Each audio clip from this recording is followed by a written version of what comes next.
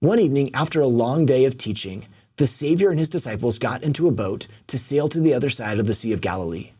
We read, "A great windstorm arose, and the waves beat into the boat, so that the boat was already being swamped. But Jesus was in the stern, asleep on the cushion. And they woke him up and said to him, 'Teacher, do you not care that we are perishing?'" Think about those words from the disciples. "Teacher, do you not care?" Do we ever feel the same way? Maybe we're going through a really hard time and we think, "God, Jesus, are you asleep? Don't you care about what I'm going through?" It's a huge challenge to feel like God isn't there when we need him. But of course, Jesus did care and he was in control. He woke up and rebuked the wind and said to the sea, "Peace, be still." Then the wind ceased and there was a dead calm. The problem that terrified the disciples did not worry Jesus. You and I might be frightened about our future, but Jesus is not asleep. He tells us, "Why are you afraid?" He has the power to bring calm into our lives, even in the midst of great storms. But there's even more to this story. As Timothy Keller writes, Mark is intentionally recapping the Jonah episode. He uses nearly identical words and phrases.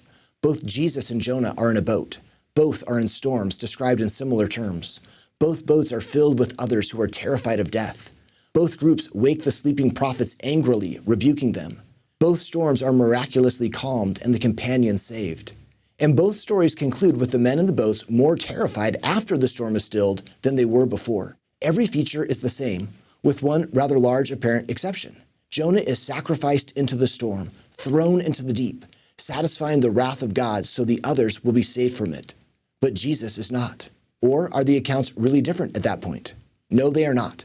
As Jesus says in Matthew 12:41, he is the ultimate Jonah, who was thrown into the ultimate deep of eternal justice for us. How ironic it is that in Mark 4, the disciples ask, "Teacher, don't you care if we drowned?"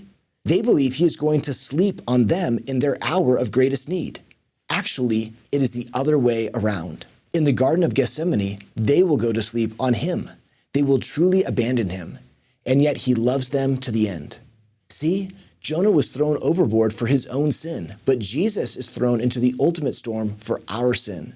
Jesus was able to save the disciples from the storm because he was thrown into the ultimate storm. Thus, this nature miracle points to the ultimate miracle. To see more videos like this one, simply search Seeking Jesus.